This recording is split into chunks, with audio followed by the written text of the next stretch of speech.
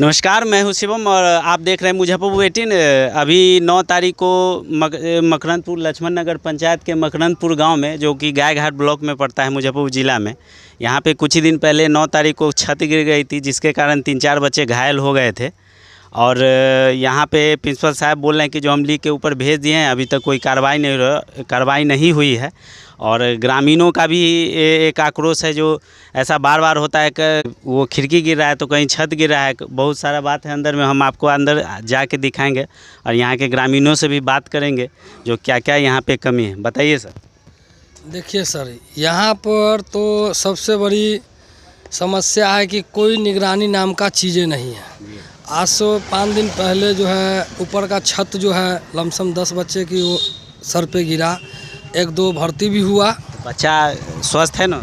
बच्चा अभी इलाज के द्वारा अभी अच्छा है, भगवान करे कुछ नहीं हुआ है। मज हो जाता जिस हिसाब से छत गिरा, और कोई एक्शन भी जो होता है ना, टीचर लोग में से कोई एक्शन लेता, कोई एक्शन नहीं लिया। और जिनका बच्चा है उसका गार्जियन के बुला करके इलाज के द्वारा भेजा गया। और इसके 2 दिन के बाद हम लोग आए तो कहता है कि ब्लॉक से कोई आएंगे, इंजीनियर कौन। सर के इसमें क्या गलती है?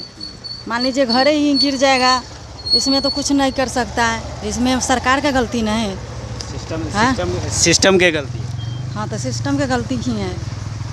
क्या करना चाहिए आगे? क्या करना चाहिए सरकार को? बताइए सर, जैसे कि ऐसा क्यों होता है, जैसे कि सिस्टम जब पता है कि जो छत चनका हुआ है या फलाना चीज़ ये टूटा हुआ है, जब तक कोई घटना न हो जाता तो वो काम नहीं। जब पता चल जाए हाँ ये चीज़ टूटा हुआ तो उसको पहले से रिपेयरिंग का भी होना चाहिए, ऐसा सिस्टम है। लेकिन ऐसा होता नहीं, जब कोई कांड हो गया तभी उस चीज़ पे सुनवाई होती है गवर्नमेंट।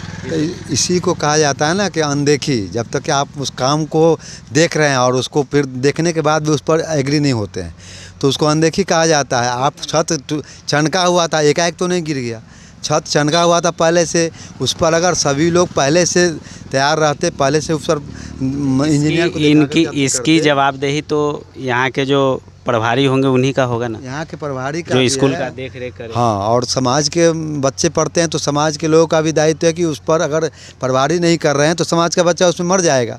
तो समाज के लोग भी उस पर अगर उनसे बात नहीं सुनता है इंजीनियर साहब, तो फिर समाज के लोग उस इंजीनियर को कहा जाए जिसके द्वारा ये काम होने का विचार है कि एक बार फ़ोटो लेकर के इंजीनियर साहब को, चाहे यहाँ से जो भी रिपोर्ट है कर करके उनसे पूछा जाए कि कितने दिनों में काम आप करेंगे या फिर नहीं करेंगे तो फिर कहीं पे देखिए वो खिड़की टूटा हुआ है, और जब तक पूरा तरह डैमेज मतलब गिर नहीं जाएगा ना तब तक कुछ नहीं होना।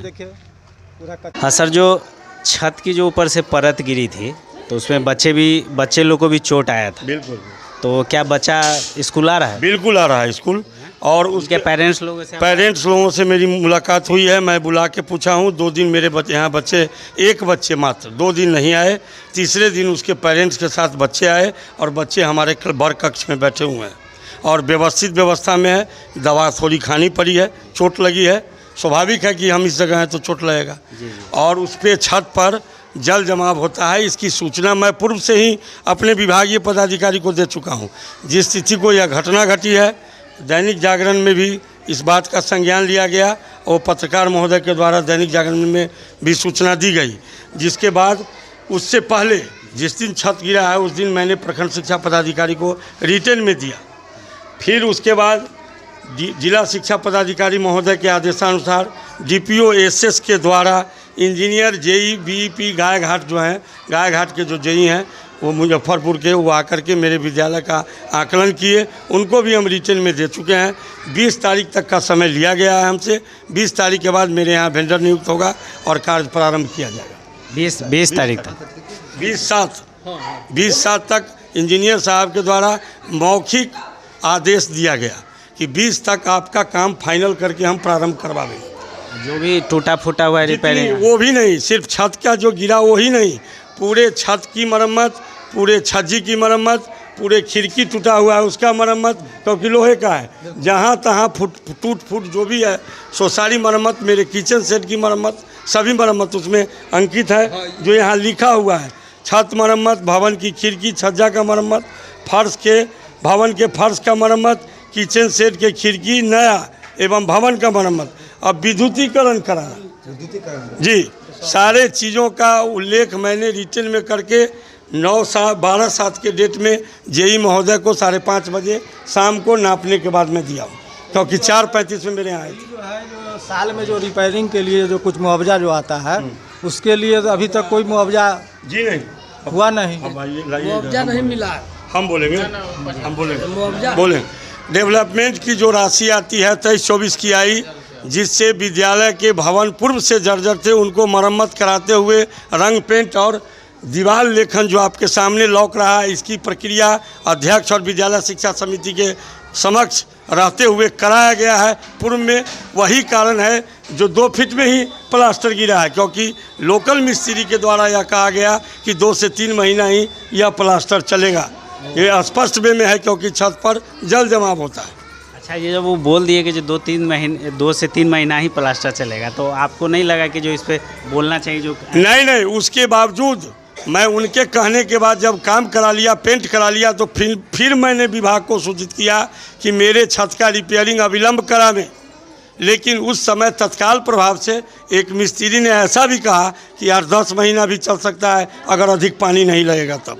और इधर बारिश का मौसम है, बारिश हुई है, छत पर पानी लगता है, तो निश्चित रूप में स्वाभाविक है जो प्लास्टर की। कितने तारीख तक बोले हैं? 20 लेटर है सर के पास लिखा हुआ है, और मान लीजिए कोई इंजीनियर अगर इनको कहा है तो 20 तक अपने को नहीं, शिक्षा विभाग के बीईपी के इंजीनियर नहीं तो वो अगर ये बात समझिए, डीओ साहब सुनिए ना, जिला शिक्षा पदाधिकारी महोदय जो एजुकेशन जिला के सबसे बड़े पदाधिकारी होते हैं, उनके द्वारा टेलीफोन पर 9/7 के घटना के 1 घंटा बाद मुझे आश्वस्त कराया गया कि हर हाल में पहले आपके विद्यालय का कार्य प्रारंभ होगा। अब इसके बाद मैं क्या करूं? मैं मिलना चाहिए। दूसरी बात, एक बात और, ये 2, 4, 10, 20, 50, 25 हज़ार रुपये का खर्च नहीं है, इसमें लाखों का खर्च है। तो बिना विभाग के संज्ञान में दिए हुए किसी विद्यालय में, और 1 मिनट ऐसा क्या बोले? जो भी आपको 75,000 रुपया सालाना आता है ना रिपेयरिंग के लिए, क्या खरीद करके लाते नहीं लाते हमको क्या पता।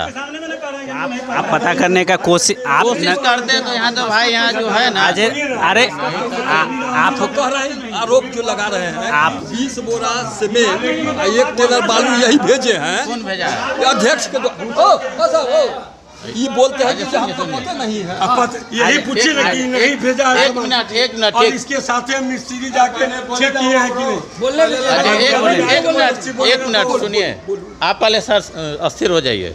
आप ठीक है, 1 बोरा नहीं, ये 20 बोरा सीमेंट आ गया, आप ही उसी से 2 टेलर नहीं 4 टेलर बालू आ गया, काम आपका संपन्न हो गया। उसके बाद हमको कोई जानकारी, कोई सूचना, आप बैठक में आए तो वही बात, जितना पूछे उतना ही बताइए ना। बिना पढ़े दस्तखत किए अरे भाई तो यहाँ तो हम क्या करें? सुनिए ना, क्यों आँख मूंद के आप जो है उस पर जो दस्तखत, पहले सुनिए, हम इनके घर पर जाकर दस्तखत कराएं, स्कूल में कराएं। दस्तखत जो होता है, जो जिसे क्या भाई फाइल तैयार किए हुए हैं, इस पर दस्तखत कीजिए तब तब पढ़िएगा तब ना, जिस पर दस्तखत नहीं कुछ लिख लेने, सीटिंग बाद में बना लेंगे। नहीं तो इसमें आपकी कमी रही।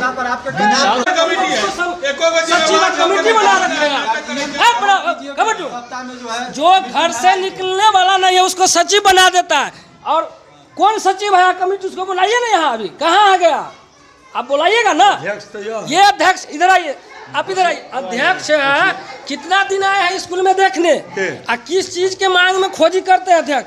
किसी लेडीज को बना देते। क्या बोल रहे हैं आप? अध्यक्ष से पूछिएगा। अध्यक्ष, आपको यहाँ इतना कमी जो दिखाई दे रहा है, आप क्यों नहीं खोजते हैं? आप क्या हैं? पहले आप अपना परिचय। मेरा नाम ललन ठाकुर, इस वार्ड का वार्ड सदस्य हूँ और इस स्कूल का अध्यक्ष हूँ। मतलब वार्ड के वार्ड सदस्य है ललन ठाकुर, आपका स्कूल का सदस्य भी है जी। आप बताइए, वो क्या पूछना है? आप पूछिए, बोलिए। मेरा ये कहना है, जो इतना स्कूल में कमी है जी, आपको अध्यक्ष बनाया गया, जी, आप ठीक है। क्यों नहीं खोजते हैं? सवाल है कि इसके लिए आप पूरे ग्रामीण मेरे साथ आइए, बैठिए। हम अकेले डिसीजन थोड़ी कर सकते हैं। मैं सेल्फ डिसीजन तो उसमें ना करेंगे जो मेरा बाप का संपत्ति होगा। आपको काम है ना। हाँ, तो आपको हम तो सूचना करेंगे। गुरुजी बोलेंगे ना कि भाई इतना पैसा आया है, 50,000, 1 लाख, 2 लाख, आप आइए, सब आदमी बैठ करके डिसीजन दीजिए, होगा। हमको तो कोई पता ही नहीं चल रहा है, हम कभी बताएंगे। आपको करने का चीज आपको क्यों हमको स्कूल में 24 घंटा रहते हैं।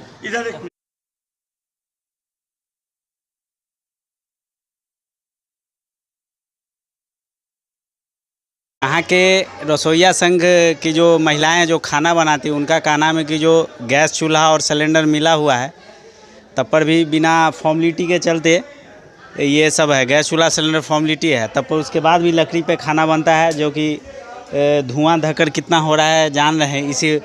इसी को लेकर प्रधानमंत्री जी ने योजना चलाई थी, प्रधानमंत्री उज्ज्वला गैस योजना, जो कि यहाँ साक्षात उन्हीं के सिस्टम में देखने को मिला है, जो किस तरह से देखिए लकड़ी पे खाना बनाए, जबकि गैस अवेलेबल है, जो कि यहाँ की महिलाएं बोलती है जो सिर्फ नाम का है।